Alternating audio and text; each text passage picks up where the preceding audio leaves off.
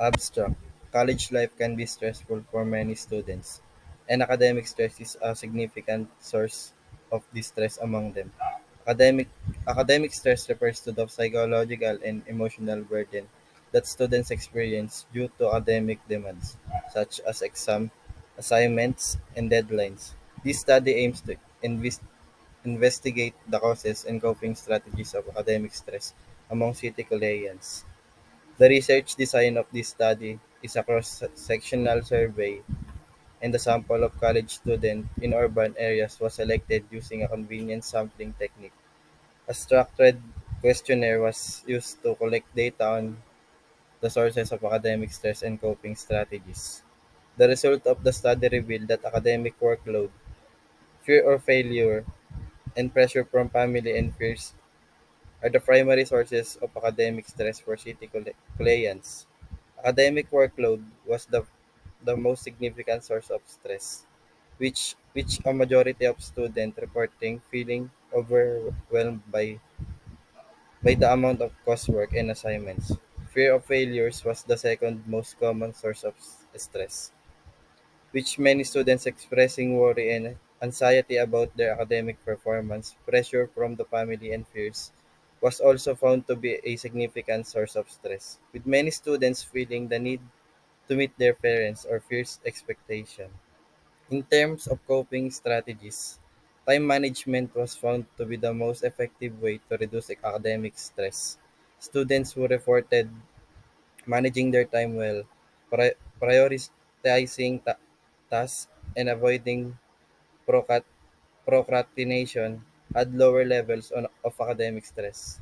Seeking social support from friends, family, or counselors was also an effective coping strategy, as it provided emotional support and helped students feel less isolated. Engaging in physical activities such as exercise or sports was also found to be an effective way to reduce stress and improve overall well-being. In in conclusion, academic stress is a is a significant issue for city Chilean, and it can have negative effects on their physical and mental health. The findings of this study suggest effective time management, seeking social support, and engaging in physical activities can help students cope with academic stress. College administrator, faculties, and counselor can use these findings to develop programs and inventions that support students in managing academic stress and improving their overall well-being.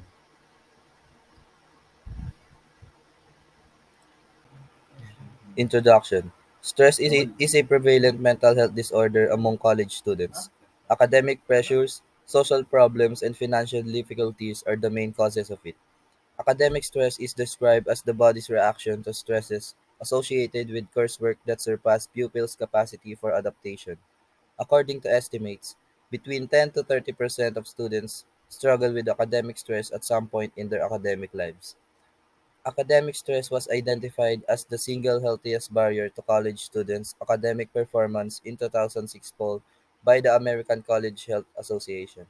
In the poll, which included 97,357 college students, 32% of the respondents claimed that academic stress had led to an incomplete, a drop course, a poorer grade, oral presentations, academic overload, a lack of time to satisfy responsibilities, and taking exams are the academic stressors that are frequently cited.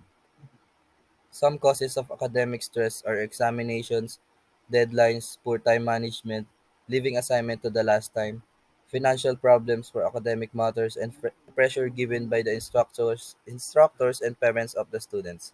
These causes can affect the learners negatively. Some of them who are experiencing academic stress can experience depression, anxiety, poor sleep, and substance abuse. Eventually, those things can lead to a reduced motivation to do the work, impact the student's overall academic achievement, and increase his or her odds of dropping out. Students pursuing a college education are without a doubt confronted by many challenges and difficulties. Anyone can vouch for the fact that college life is a demanding. It is the first significant impediment to learners' academic aims and abilities. In addition, college is a stage in which students face a wide range of demands, obstacles, and challenges in educational settings as they seek to maintain top performance in academic programs. Aside from identifying the underlying causes of academic stress, there is an increasing interest in developing effective coping mechanisms that can assist students in managing their stress. While there may be some cultural and environmental differences in how various countries perceive and handle academic stress, certain techniques for dealing with stress have been demonstrated to be successful across international contexts. Coping with academic stress can be strenuous, and lacking to do so can have a major consequences for one's mental and physical health, academic performance, and overall well-being. Recognizing efficient coping mechanisms for academic stress is therefore a critical topic of study. In recent years, there has been a growth in interest in the topic of academic stress and coping mechanisms. To aid students in dealing with academic challenges, researchers have examined a number of coping strategies, including cognitive, behavioral, and emotional coping techniques. Problem focused coping, emotional focused coping, and social support are some of the most commonly studied approaches. College life is often described as a transformative period in a person's life, marked by new experiences, personal growth, and academic challenges. Remember, college experiences can vary significantly from person to person, depending on individual choices, goals, and the specific college or university attended. Some students may focus heavily on academics, while others may prioritize social activities and personal development. Ultimately, college is a unique and formative time that offers opportunities for growth, learning, and exploration.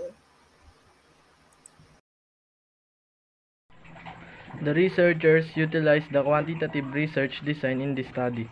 According to DJS research, the goal of quantitative research design is to ascertain the proportion of persons who hold a given belief, behavior, or emotion.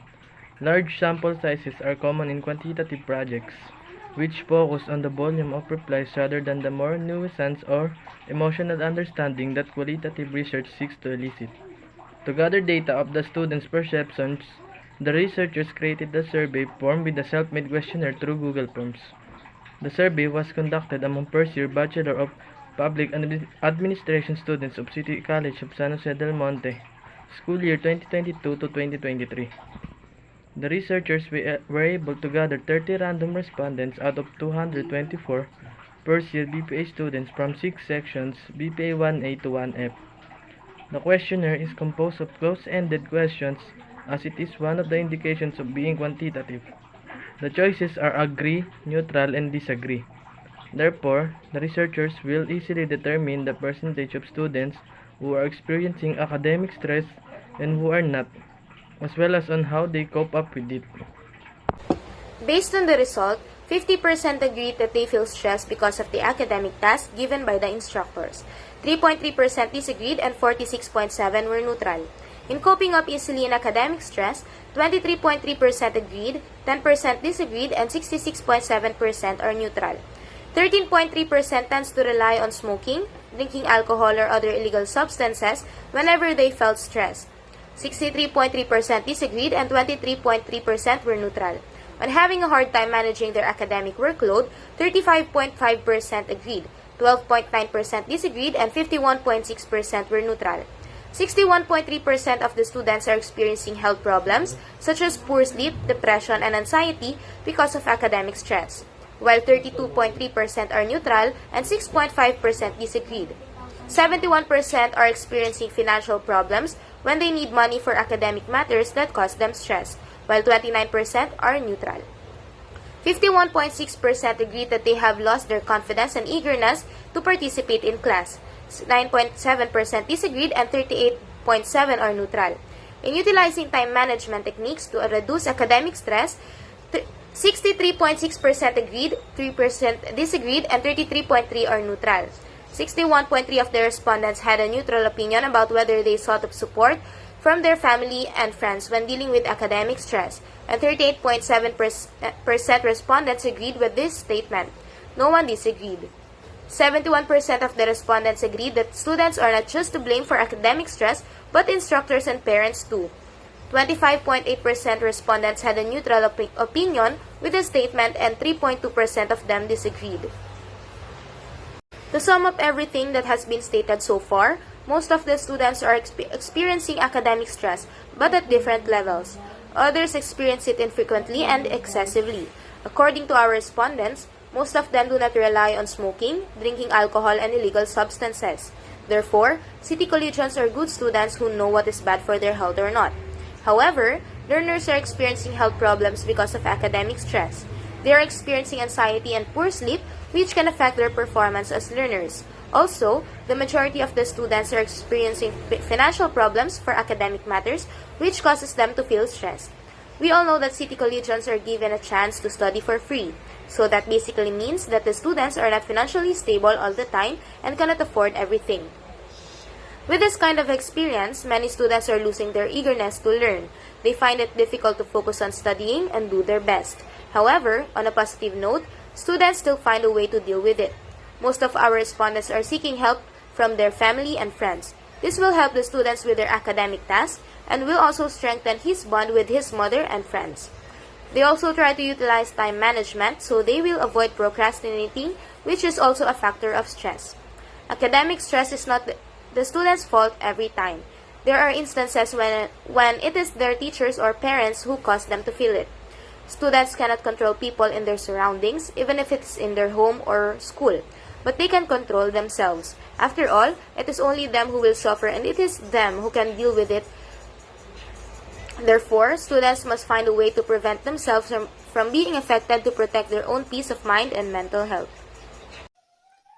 Our recommendations. The list that follows are some of the recommendations regarding how to handle academic stress. Our first recommendation, encouraging healthy lifestyle choices. Educate students about the importance of maintaining a healthy lifestyle, including regular physical exercise, proper nutrition, and adequate sleep. Encourage them to engage in activities they enjoy outside of academics to promote a balanced lifestyle. Our second recommendation, establishing a supportive environment. Create a classroom environment that promotes open communication, trust, and empathy among students. Encourage peer support and collaboration to reduce the feeling of isolation and foster a sense of belonging. Our last recommendations, develop strong self-management skills. A practical approach to managing personal finances involves devising a spending plan, monitoring one's expenditures, and accessing financial aid whenever needed.